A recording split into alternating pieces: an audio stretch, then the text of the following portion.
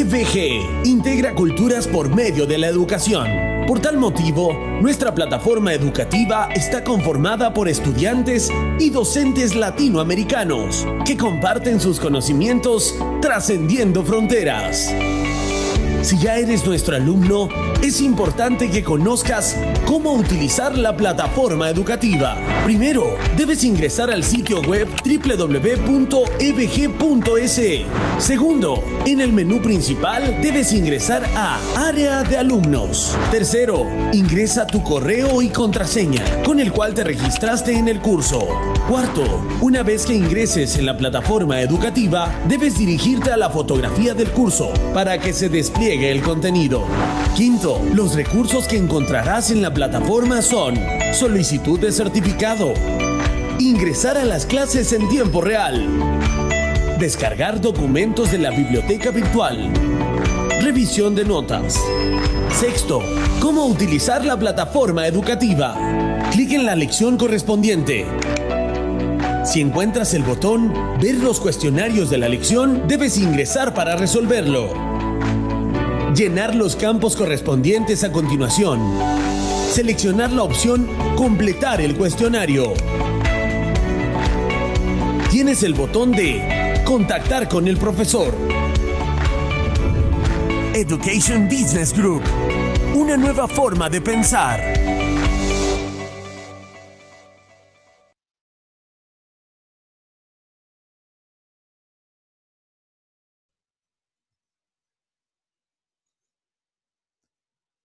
Hola, ¿qué tal? Buenas tardes, desde donde nos estéis viendo. Buenas noches, si estáis desde España como yo. Bueno, se me escucha bien, ¿verdad? Desde Chile, desde Ecuador. Qué guay, qué bonito esta multiculturalidad. Muy bien, genial.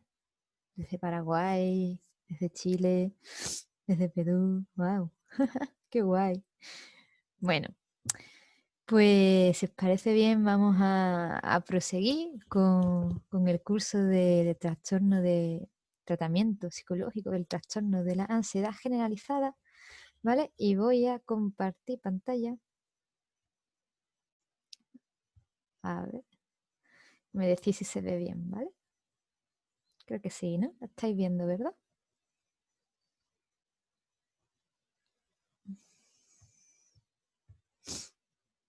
A ver. Se ve, vale, perfecto, genial. Bueno, para los que no sé si estuvisteis en la anterior sesión o si ya la habéis visto en diferido. Bueno, mi nombre es Alba Martín, ¿vale?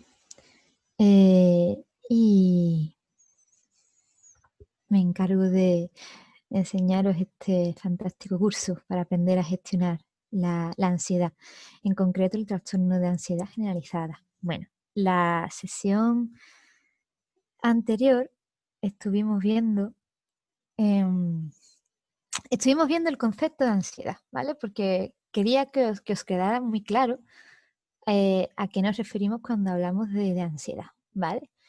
Y como también a veces pues, se confundía con la palabra miedo, fobia o estrés, ¿vale? Así, haciendo un pequeño mini resumen de un minuto, pues eso fue lo que estuvimos viendo, ¿vale?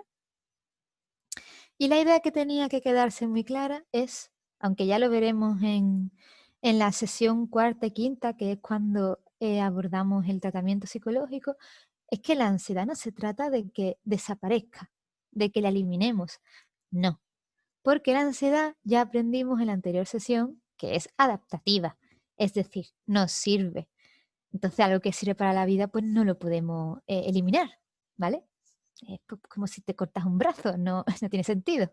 Pues con la ansiedad pasa igual, es útil, sirve para estar en alerta, para intentar dar los recursos que tengas en tu mano a una situación y que salga pues en favor a ti, ¿no? Como tú quieres, ¿no? Y ponía el ejemplo, bueno, pues yo estoy aquí en un curso con muchas personas y tengo unos niveles un poco elevados de ansiedad, pero son los que me permiten pues poder comunicarme, estar atenta al internet, a vosotros en el chat.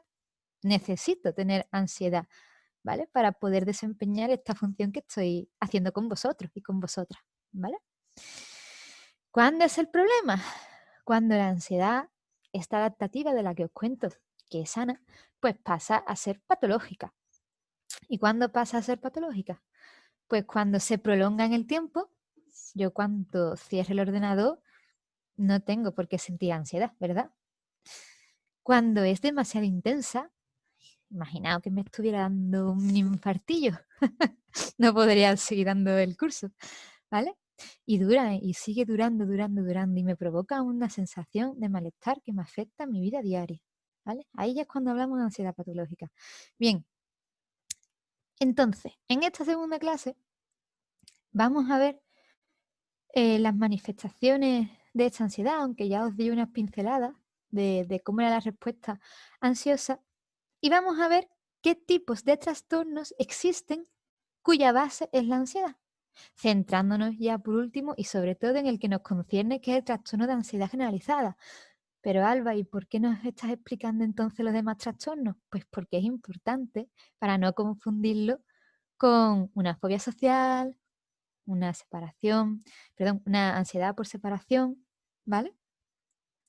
Y poder hacer un buen diagnóstico diferencial en el caso de discernir cuándo es agorafobia de cuándo es trastorno de ansiedad generalizada, ¿vale?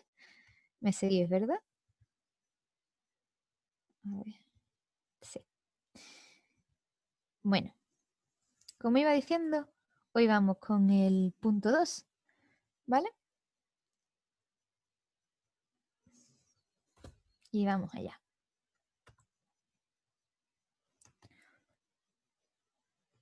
Uy, vale. Como os decía, la ansiedad, cuando se manifiesta, sea sana o no sea sana, ¿no? O ya sea patológica, que ya sabéis los criterios para que sea patológica, pero bueno, la ansiedad se caracteriza por tener un componente cognitivo o verbal cognitivo. ¿Esto qué significa? Cuando hablamos de cognición nos referimos a los pensamientos. Pues una persona que tiene muchísima ansiedad suele tener siempre pensamientos anticipatorios, ¿verdad? Recordar que siempre orientado al futuro. Ay, me van a despedir, ay, seguramente lo dejé con mi pareja, ay, nunca me podré comprar una casa, ay, nunca me voy a desarrollar como profesional, ¿vale? Y además se llaman anticipatorios, porque me estoy anticipando. A lo mejor no tengo pruebas de que me vayan a echar de mi trabajo, porque mi jefe pues no se ha cabreado ni se ha molestado conmigo, ¿no? Pero los tienes ahí, ¿vale? Tienes experiencia de miedo, perdón, de inquietud y muchísima preocupación, ¿vale? Las personas con ansiedad, con una ansiedad elevada, son personas que siempre se están preocupando. Ay, que puede pasar algo, ¿verdad? Y es verbal porque lo oímos, ¿no? O incluso vosotros alguna vez pues lo habéis expresado, ¿vale? Luego también de una respuesta fisiológica, que yo ya os adelantaba, ¿verdad? Las palpitaciones, la sudoración, el agarrotamiento, sobre todo en las manos, es muy típico verlo en personas que sienten mucha ansiedad. Ahí se refiere con que aumenta la tensión muscular, ¿vale? La boca seca, un temblor, una palidez facial, que obviamente no son experiencias para nada agradables. Y luego también tiene una última respuesta que es la motor conductual, es decir, tu comportamiento, ¿vale? Normalmente, cuando sientes mucha ansiedad, evitas exponerte a la situación que te está generando la ansiedad, ¿no? Por ejemplo, si piensas que te van a echar del trabajo, pues a lo mejor de tanta ansiedad que sientes, no vas a trabajar. Evitas exponerte a esa situación, ¿vale? Siempre encaminada a la huida. Ya os adelanto, ya os hago un spoiler de que por tanto el tratamiento para la ansiedad va a ser la exposición, es decir, que la persona se enfrente a ese momento en el que siente mucha ansiedad, que ya veremos cómo sería el tratamiento en los siguientes clases, ¿vale? También hay algo importante que tenemos que tener en cuenta, Porque ya os he dicho que puede haber huida o evitación a nivel conductual cuando sentimos ansiedad. Pero en otras ocasiones, y seguro que tendréis muchos ejemplos, ¿verdad?, en vuestra cabecilla o de amigos también, que le pasa que cuando sienten esta ansiedad, les da por comer. Este es el hambre emocional. Les da por fumar, les da por beber, por morderse las uñas. Estas son conductas compensatorias, ¿verdad? Siento tanta ansiedad, ya me están viniendo esos pensamientos anticipatorios y como no quiero afrontar la situación, pues me pongo a lo mejor con el móvil o me arranco un pelo o me muerdo las uñas, ¿verdad? Que para la persona piensa que le está calmando, pero realmente no. Es un círculo vicioso, porque además que te muerden las uñas, también más te pones nervioso, incluso te haces daño, ¿vale?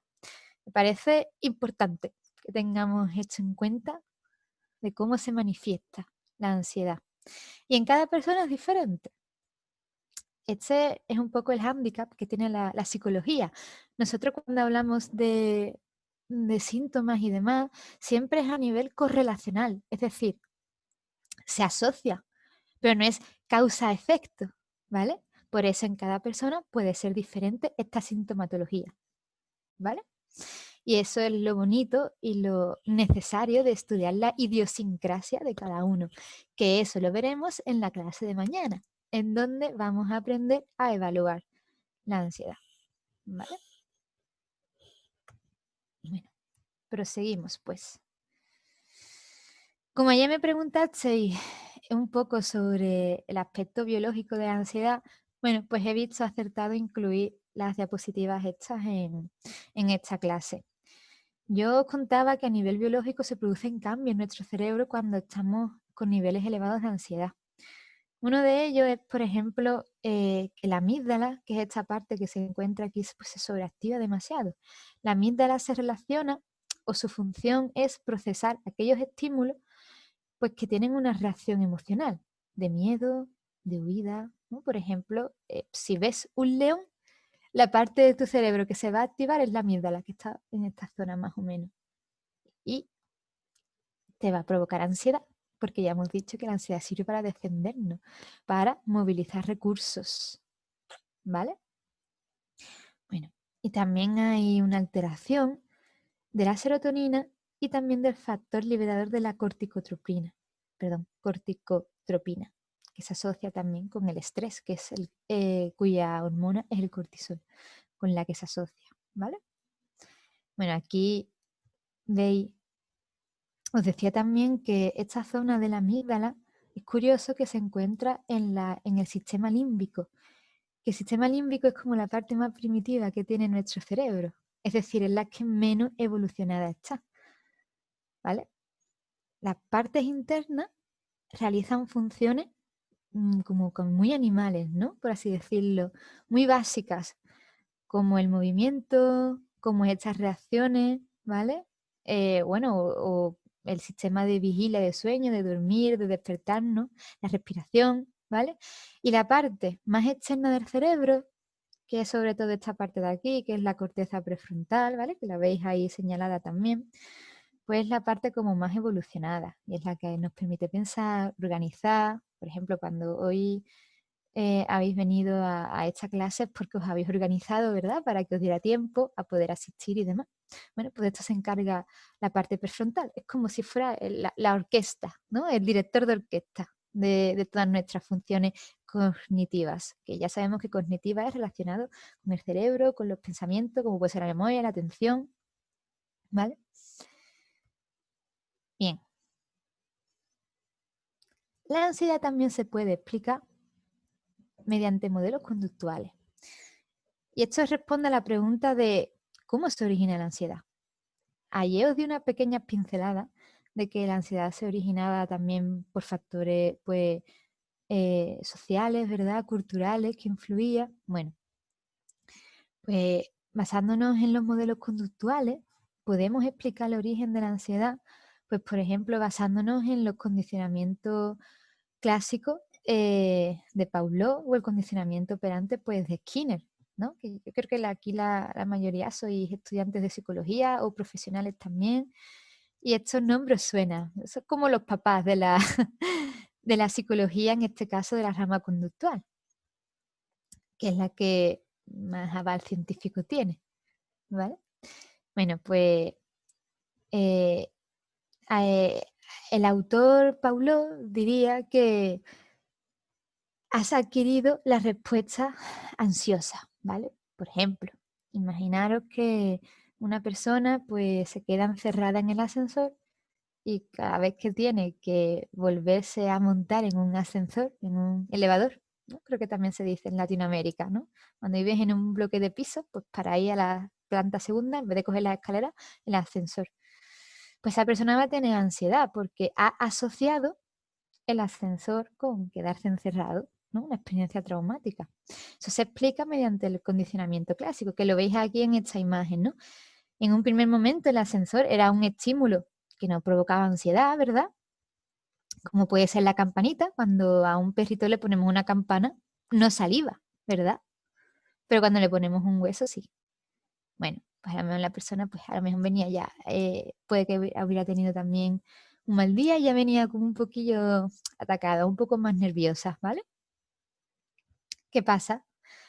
Que cuando la persona asocia ascensor con ansiedad, ya tenemos ahí un poco el problema, ¿vale?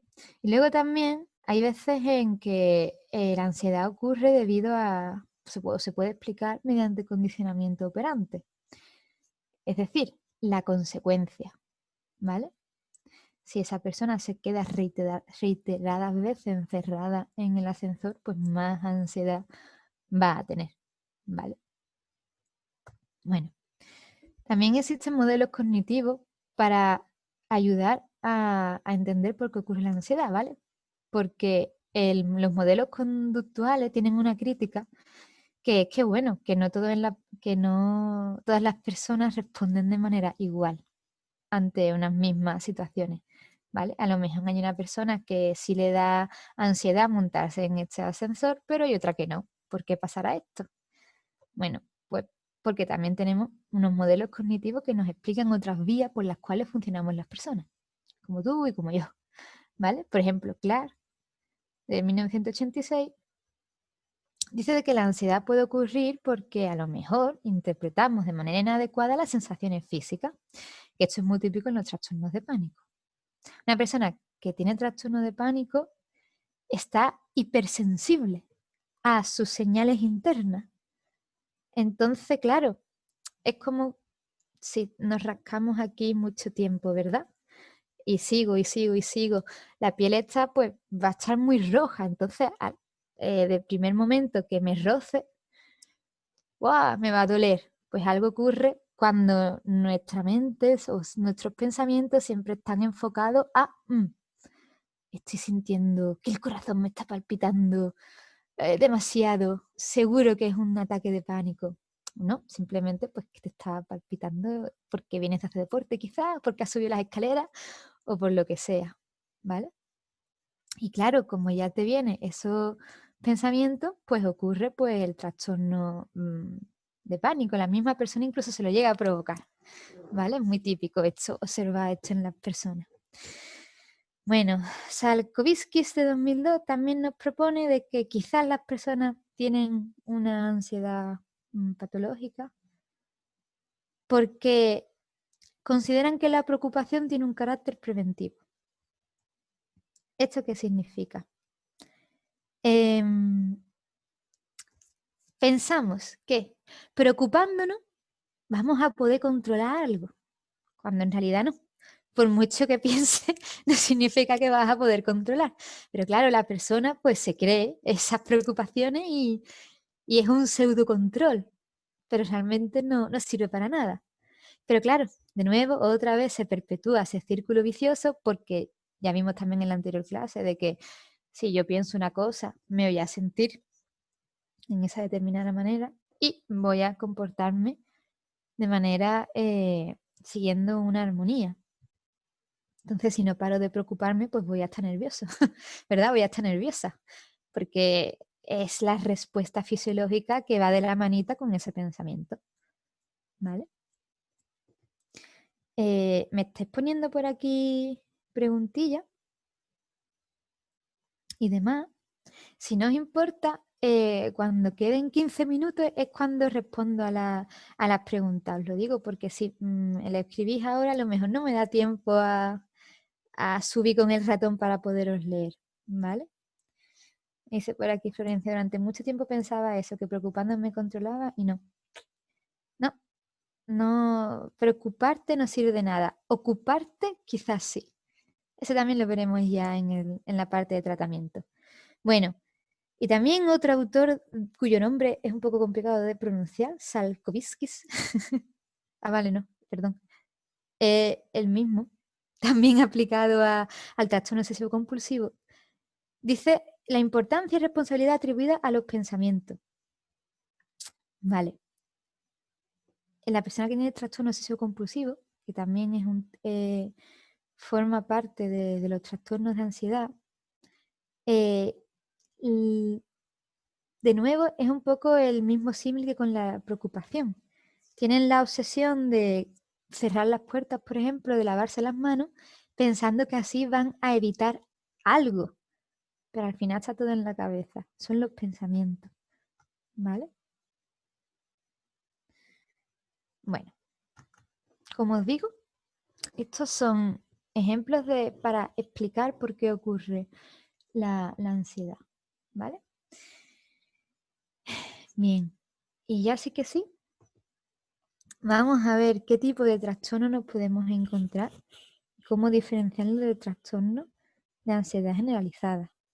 Bueno, para poderos contar, para poderos explicar qué tipo de trastornos hay, es importante que sepamos, pues bueno, quién se dedica, ¿no? A hacer esta clasificación. En un primer momento, bueno, hay los más generales son dos modelos o dos libros, como el Vademecum en farmacia, pues igual en psicología. Por un lado tenemos el DSM, que está redactado por la American Psychiatric Association, ¿vale? Diagnostic and Statistical Manual of Mental Disorder, que bueno, en castellano es Manual Diagnóstico y Estadístico de los Trastornos Mentales. Y por otro lado tenemos el ICD, o en castellano la CIE, ¿no? Que es la Clasificación Internacional de Enfermedades, el cual está redactado por la OMS, la Organización Mundial de la Salud. Bien, ¿qué diferencia hay entre una clasificación u otra? Pues hay muchas diferencias. Suelen ser parecidas respecto a la manera de categorizarla, pero bueno, hay veces que los criterios son diferentes. Yo os cuento que, al menos aquí en Europa y creo que en Latinoamérica también, los psicólogos y los psiquiatras nos basamos más en el DSM. ¿Por qué? Porque es específico de los trastornos mentales. La CIE abarca pues, todas las enfermedades de todo el cuerpo, ¿vale? Entonces se suele utilizar más los criterios del DSM-5. ¿Qué pasa? Que esto no está exento de polémica. ¿Por qué? Porque muchas veces también la clasificación depende de intereses económicos o en este caso quizás farmacéuticos, ¿vale? ¿Con esto qué quiero decir? Que con cada edición se reajustan las categorías y van cambiando en base un poco también quizás al tratamiento farmacológico, ¿vale? Bueno, eso daría ahí para un debate, pero os lo cuento pues, para que tengáis un poco de conciencia crítica, ¿no? De qué es lo que determina que sea esto una enfermedad y que no. Además, por supuestísimo, de la base científica y empírica que hay detrás de ello, ¿vale? Entonces, yo os voy a contar los trastornos ansiosos más relevantes y que tenemos que conocer para diferenciarlo del que nos ocupa a nosotros, que es el trastorno de ansiedad generalizada.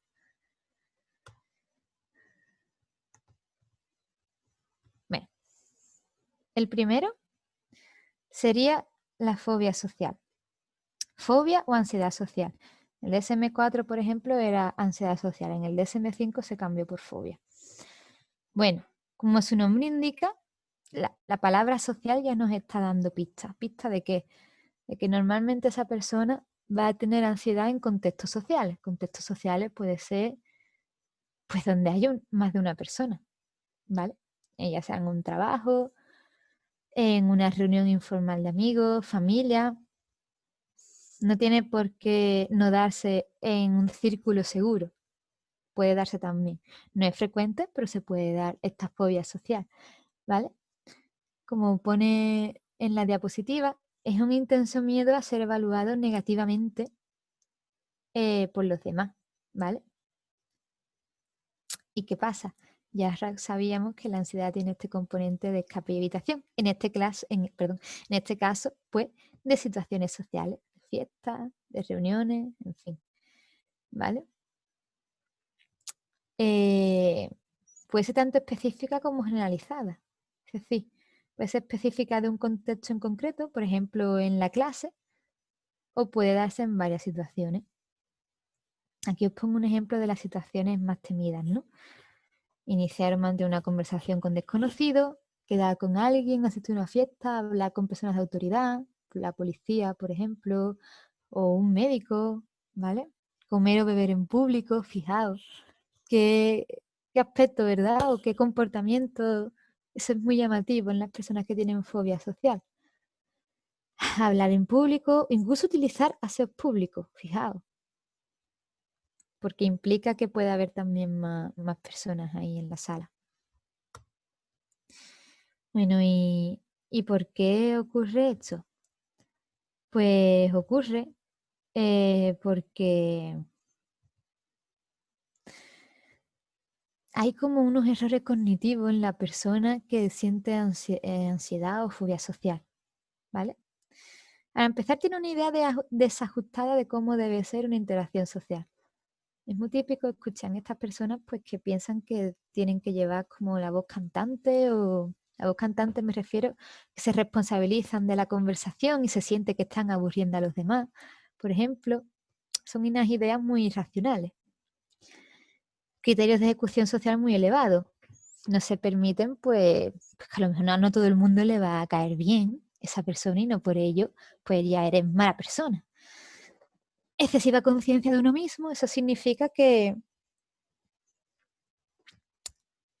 piensan que todo el mundo está pensando sobre él. Y normalmente mal. Vale. Pobre control percibido. Claro. Sienten que haga lo que haga o hablan como hablen, no va a salir bien para ellos. Y claro, ocurre una de las causas también es por una baja autoestima. Cuando tenemos baja autoestima, deseamos la aceptación social por parte de los demás. Luego ya estoy dejando el criterio de lo que yo valgo en otra persona. Gran daño a la estima de uno mismo. Y muchísima catastrofización. Catastrofización se refiere a que va a salir mal. Va a salir mal se comporte como se comporte esa persona. Además de estos errores cognitivos, también hay unos sesgos cognitivos a nivel atencional, por ejemplo, ¿no? Se suelen fijar si pone a alguien una mala cara, ya pensarán, ay, seguro que es por mí. O incluso tienden a memorizar aspectos que a lo mejor son irrelevantes, pero le dan demasiada atención. Y se acuerdan de a lo mejor de situaciones en las que no ha ido como ellos pensaban que iba a ir ese contexto social y se torturan mucho.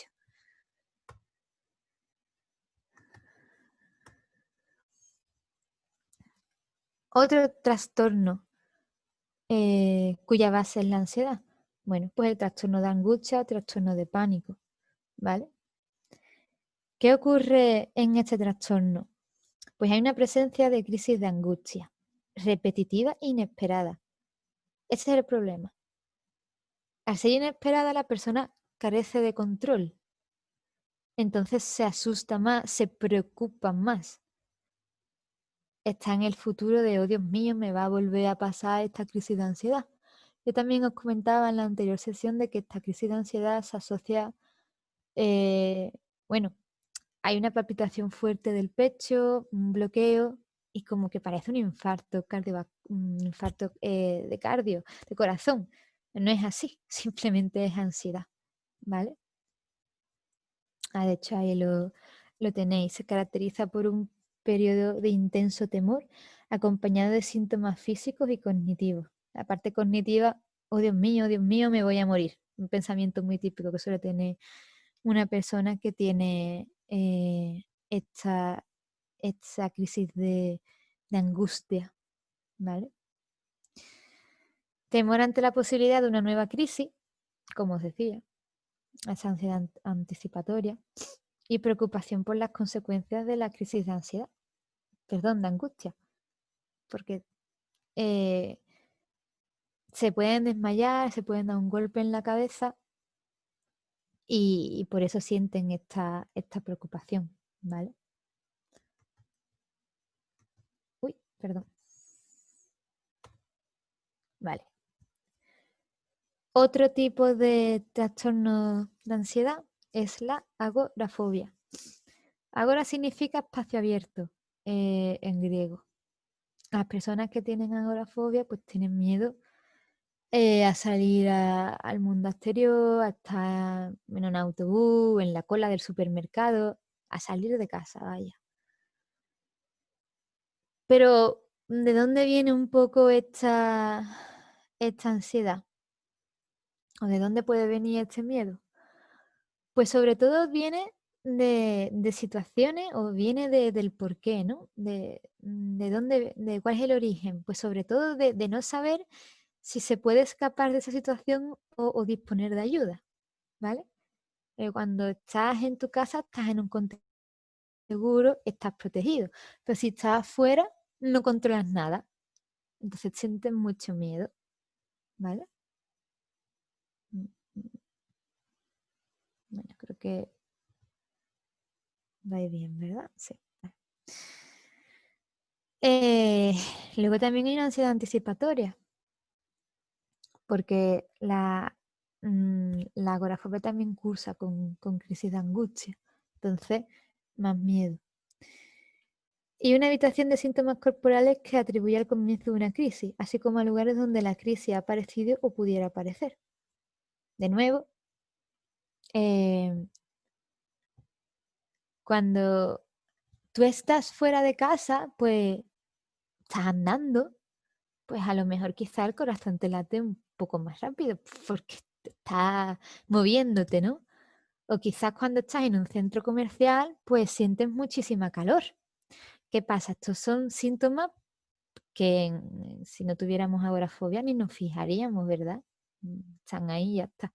Pero una persona que tiene agorafobia, estos síntomas que es normal que ocurra porque está en ese contexto, pues en el centro comercial si tienes calor o en la calle si estás andando, pues ya lo asocia a que le puede dar esa crisis otra vez de angustia. Entonces por eso evita también estar fuera, porque no se quiera exponer a esos estímulos internos, vaya a ser que, que le, que le dé esa crisis de angustia cuando no le tiene que dar, simplemente pues una reacción fisiológica que entra dentro de lo normal y es comprensible. Bien, ¿qué factores contribuyen a que la persona tenga agorafobia? Problemas respiratorios, claro, piensan que se va a ahogar y no es porque sea ansiedad, o es que tiene ya de por sí tiene encima este problema. O experiencia de abuso físico y sexual. Esas experiencias son muy traumáticas porque la persona no ha podido recibir ayuda y siente miedo de que pueda volver a ocurrir. Conciencia interoceptiva. Interoceptiva significa a las sensaciones internas, ¿no? Que va sintiendo, pues calor, la respiración, palpitación. Conciencia incrementada de las sensaciones somáticas o habilidad especial para detectarlas. Todos tenemos un amigo, una amiga, o incluso nosotros mismos, ¿no? Que a lo mejor pues muy sensible al dolor, al olor o el tacto de ellos, ¿no? Se rozan y ¡ay, que me has hecho daño! Y solo lo has rozado. Bueno, pues está aplicada a la sintomatología del propio cuerpo, pues puede hacer contribuir a este trastorno, ¿vale? Bueno, y ya sobre todo lo más importante es que las crisis de angustia o han ocurrido fuera de casa. Claro, entonces tienen asociada el estar fuera de casa pues con que le vaya a dar una crisis de angustia y sienten ya la agorafobia. Bueno, y ya por último, otros trastornos de ansiedad que en este caso se suele dar sobre todo en población infanto-juvenil.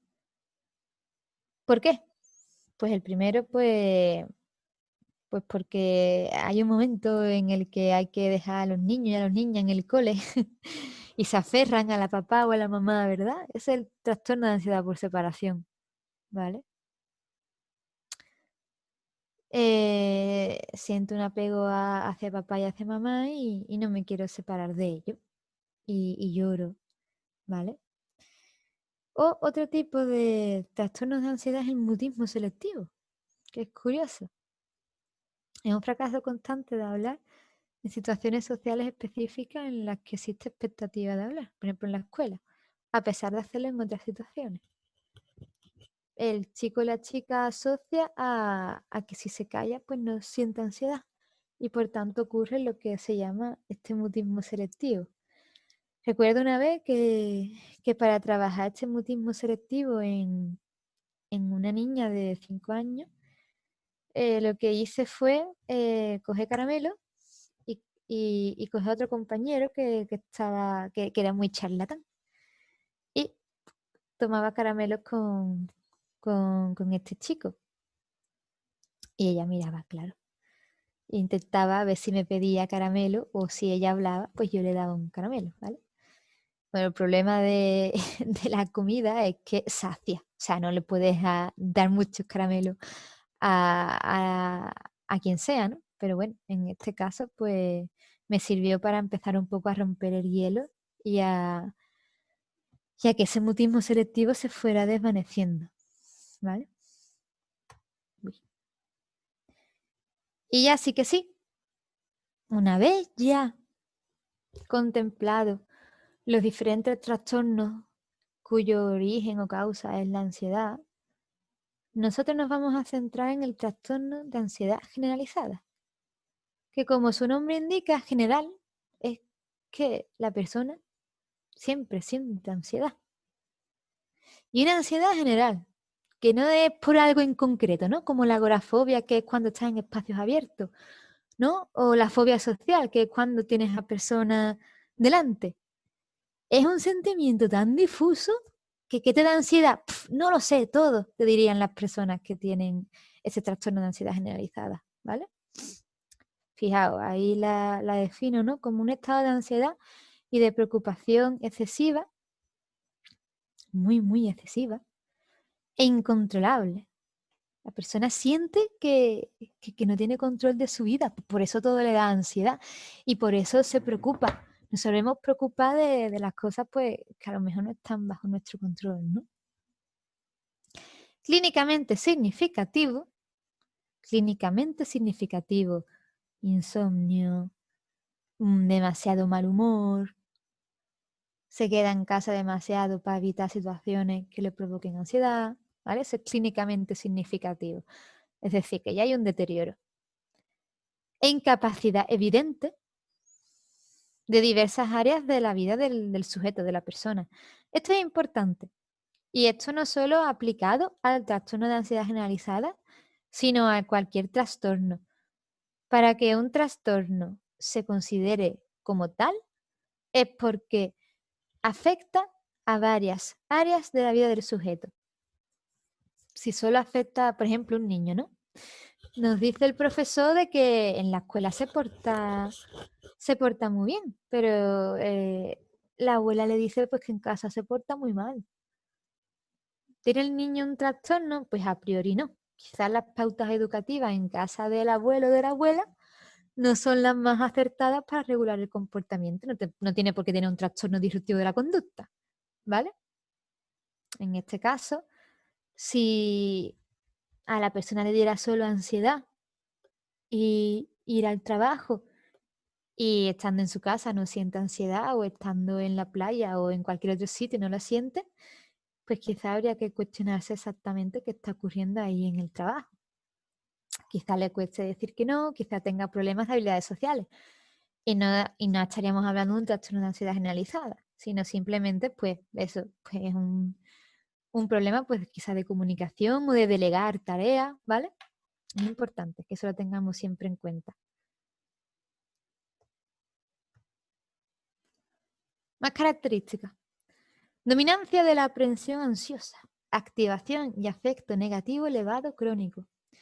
Afecto negativo significa tristeza, apatía, cabizbajo, mucho nerviosismo, mucho lloro. Eso es el afecto negativo en psicología, ¿vale? Es un constructo muy teórico, pero esto es lo que significa. Y de nuevo, la palabra preocupación. Preocupación permanente y patológica. Le preguntes en el momento en que le pregunta, esa persona siempre siente ansiedad, ¿vale? Una gran sensación de incontrolabilidad y foco de atención dirigido a estímulos relacionados con la amenaza.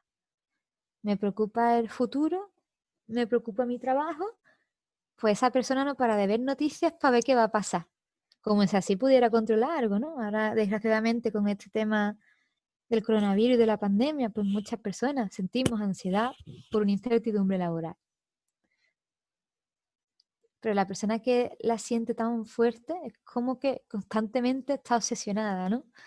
De nuevo la obsesión, un intento de compensar esa preocupación, como si preocupándote se fuera a solucionar, ¿vale?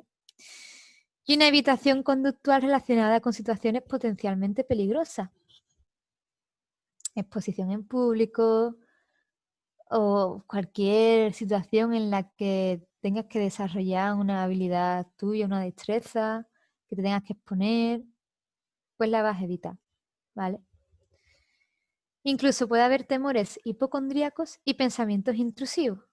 Los temores hipocondríacos ocurren porque, claro, como la ansiedad tiene esta manifestación fisiológica, pues puedes pensar, ya sé que es un infarto, o que de buenas a primeras seas asmático cuando nunca has sido asmático, problemas respiratorios, o pienses que tengas artritis cuando lo que es simplemente se te están agarrotando los músculos, ¿vale?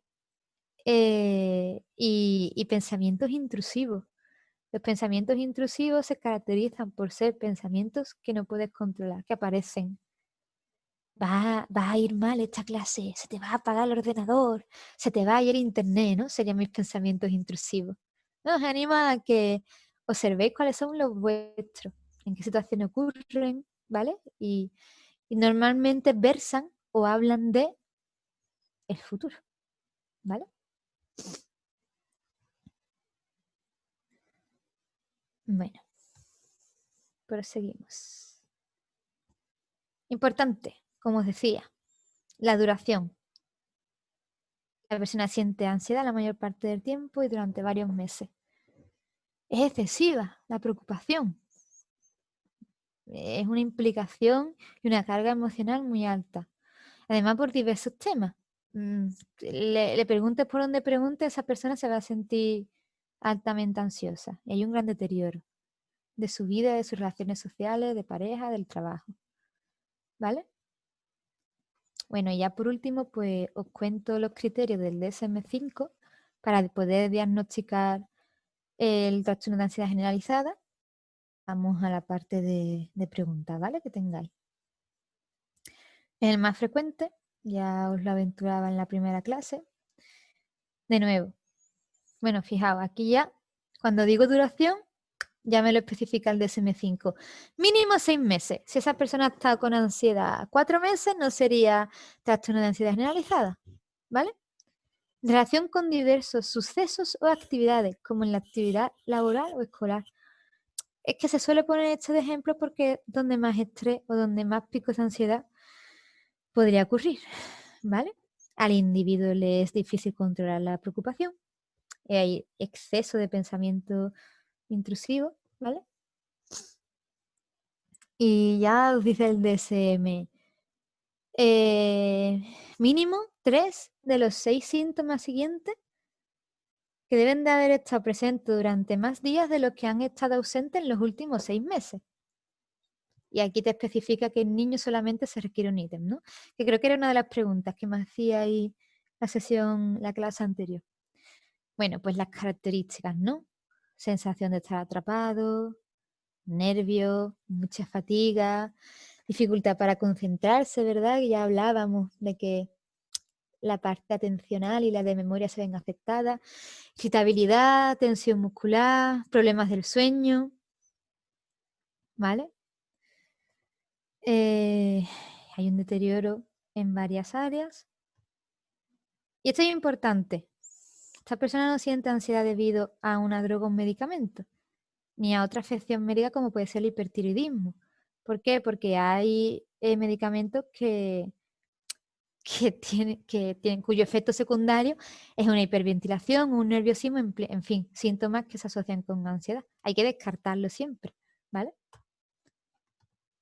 Y ya por último, pues que no haya presencia de otro trastorno mental que esté provocando esa ansiedad, ¿no? Como puede ser el contenido delirante de las esquizofrenias, ¿vale? O trastorno dismórfico corporal, anorexia, ¿vale? Bueno, ya sí que sí, pasamos a la parte de preguntas. Como podéis ver, esta imagen también tiene mucha ansiedad, esta pregunta.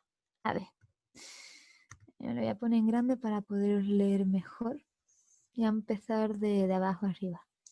Tengo una pregunta respecto a la agorafobia. Si una persona casi diagnosticada con asma le da miedo a salir sin su inhalador porque asume que si no lo lleva le va a dar una crisis, se cataloga como agorafobia. Bueno, ya hemos dicho que habría que descartar que esa ansiedad no sea por causas médicas. En este caso es que la persona tiene asma, ¿vale?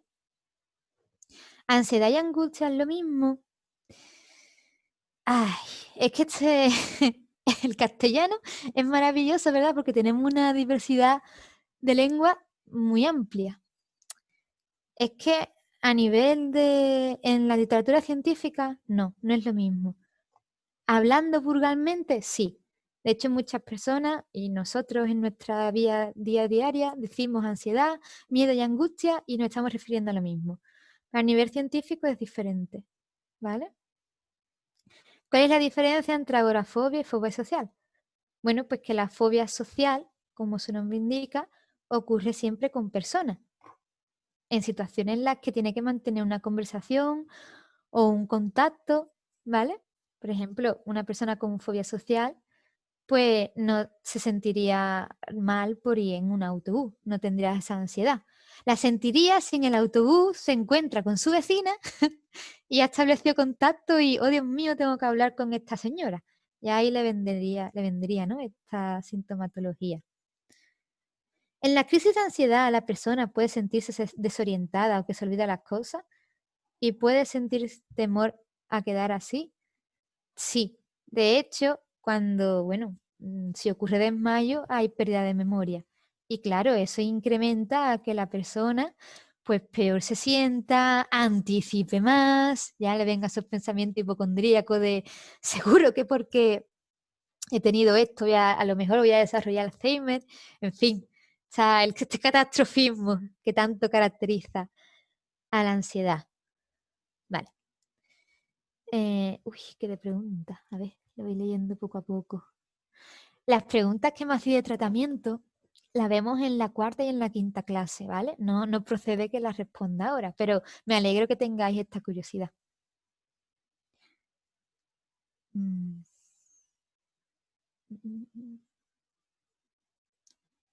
Hola, con base a su experiencia, ¿cuáles son las principales causas del trastorno de ansiedad? Bueno, pues lo veíamos un poco en las anteriores clases y un poco en la de hoy. Em, por ejemplo, tener una personalidad neurótica que es una de las clasificaciones, ¿no? De los 5 grandes, ¿no? De los Big Five. Neuroticismo, apertura, responsabilidad, extroversión y timidez, creo que era. Bueno, pues el tener una personalidad neurótica hace que sea más fácil pues, que desencadenen un trastorno de ansiedad. Tener una baja autoestima, pues también lo facilita, ¿vale?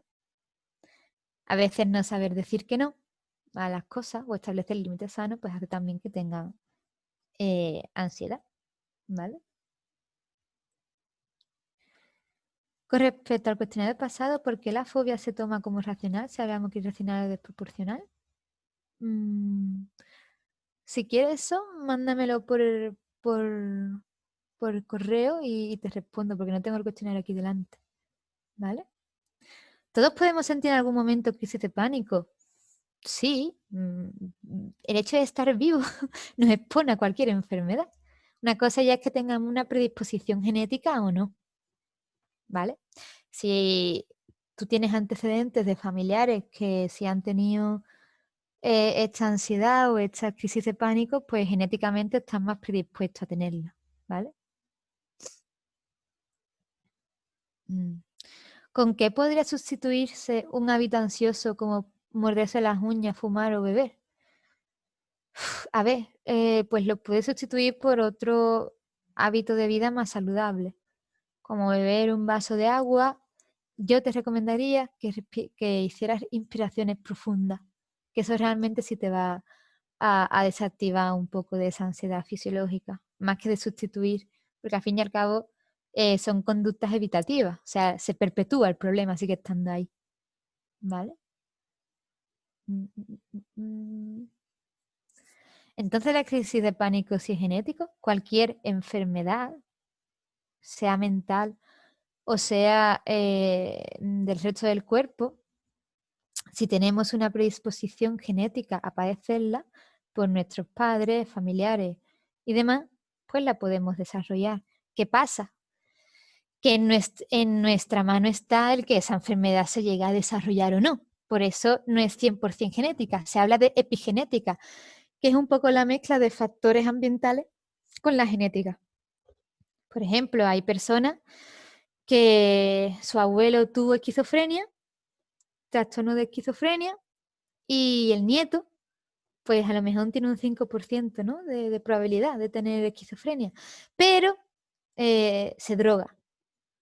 Anfetamina, hachís, en fin, que sabemos que las drogas te regala papeletas, boletos para que desencadenes un trastorno.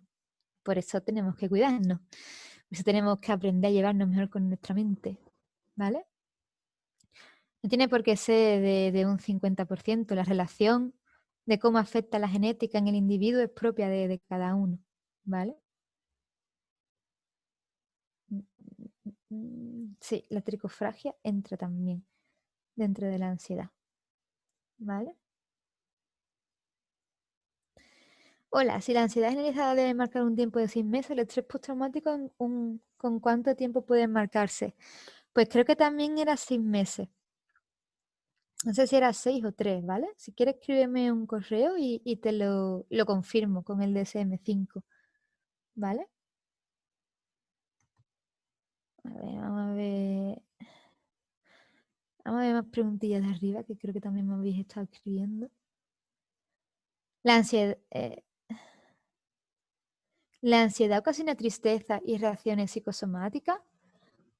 Sí, porque la persona es consciente de cómo se siente y la tristeza sirve pues, para reflexionar, para no caer en ese estado y ver qué podemos hacer. Además, la persona se siente más que triste, culpable, porque la persona es consciente de que son pensamientos que no tienen sentido, ¿no? Es como cuando una persona que tiene ansiedad y está acompañada de otro y le dice, pero hombre, no sé, no tengas ansiedad, relájate.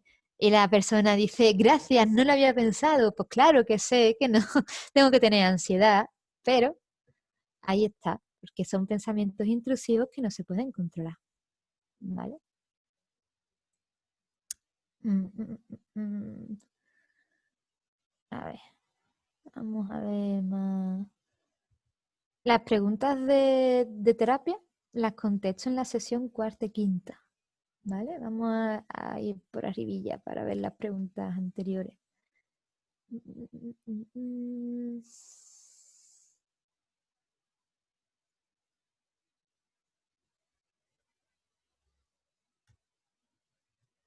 A ver. Me dicen, en el caso de la ansiedad, los niveles de serotonina bajan o suben. ¿Qué otros neurotransmisores se pueden ver alterados? Bueno, no está exactamente claro. En la depresión sí tienden a disminuirse, ¿vale? Pero no se sabe exactamente, o está todavía estudiándose, porque bueno, la ciencia va avanzando.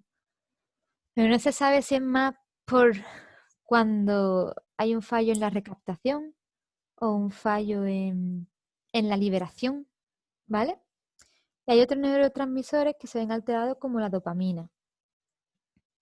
Pero claro, mental se le asocia más a un neurotransmisor. La dopamina, por ejemplo, se ve más alterada en la esquizofrenia, ¿vale?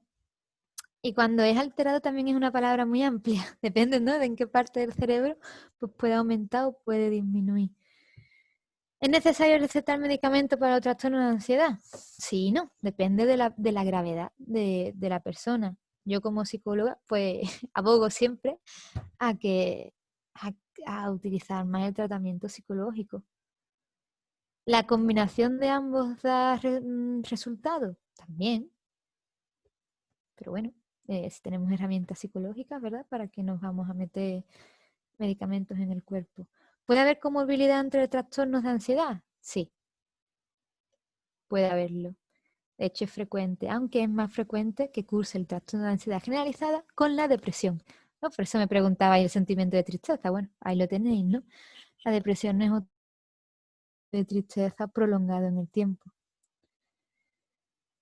¿Cómo diferenciar el trastorno de pánico de la trastorno de ansiedad generalizada? Bueno, pues que el trastorno de pánico ocurre en un momento puntual que te da esa crisis de ansiedad y el trastorno de ansiedad generalizada no tiene por qué tener trastorno de pánico y sientes ansiedad por todo. Bueno, creo que las otras preguntas ya las he respondido. A ver, más preguntillas. ¿El diagnóstico de una enfermedad como diabetes puede generar un trastorno de ansiedad? Cuando nos diagnostican una enfermedad o nos ocurre un suceso importante como un cambio de ciudad, un cambio de trabajo, hablamos de un tipo de trastorno que es el trastorno por adaptación, en el que cursa con ansiedad, un trastorno adaptativo, es decir, te estás adaptando. En este caso, pues te estás adaptando al recibir una noticia, como puede ser un diagnóstico de una enfermedad que, bueno, que tiene sus consecuencias, ¿no? Que es seria y que tiene esa parte de cronicidad, ¿vale? Bueno, ¿se puede ser depresivo y ansioso a la vez? Sí, se puede. ¿Hay alimentos que no se deben consumir? Bueno, pues es verdad que hay ciertas comidas, ¿no? Pues que pueden excitarnos más, o si tomamos picante, ¿no? O comida en caliente, pues puede que se den esas reacciones fisiológicas tan asociadas a la ansiedad, ¿vale? Entonces, bueno. Pero de nuevo, si evitamos esos alimentos, también estaríamos perpetuando un poco que la persona sienta ansiedad. Lo veremos en las sesiones de tratamiento, ¿vale? ¿Cómo se puede ayudar a una persona con autismo cuando tiene un ataque de ansiedad? Se puede ayudar con la técnica de tiempo fuera, en el que llevamos a la persona a otro contexto para que así se desactive un poco, ¿vale? E intentar acariciar. Siempre abogo también por la caricia, por el contacto físico, ¿no? Que da una sensación como más de seguridad, ¿vale? Hacer ejercicio ayuda a disminuir la ansiedad. Cuidado. Estas son preguntas que le puede servir a una persona y a otra no. Si tienes ansiedad generalizada, quizás sí te sirva. Pero si tienes crisis de pánico, te va a dar miedo hacer ejercicio, porque porque vas a notar que el corazón te late fuerte y vas a pensar que es una crisis de pánico.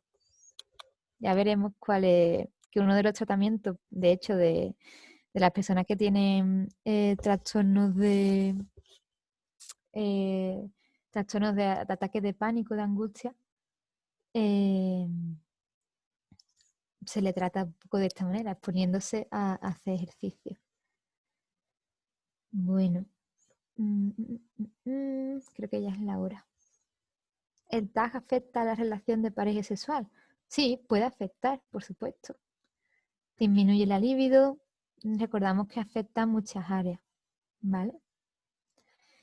Bueno, como ya es la hora, si os ha quedado alguna duda más, yo con mucho gusto os respondo a través del email, del correo, ¿vale? Que lo tenéis en las diapositivas. Y, y nada, espero que os haya gustado, que hayáis disfrutado, ¿vale? Y nos vemos mañana. Y mañana veremos cómo vamos a evaluar la ansiedad, cómo podemos diagnosticarla, trastorno de ansiedad generalizada. Venga. Buenas noches, os digo yo, desde España. Que tengáis buena tarde.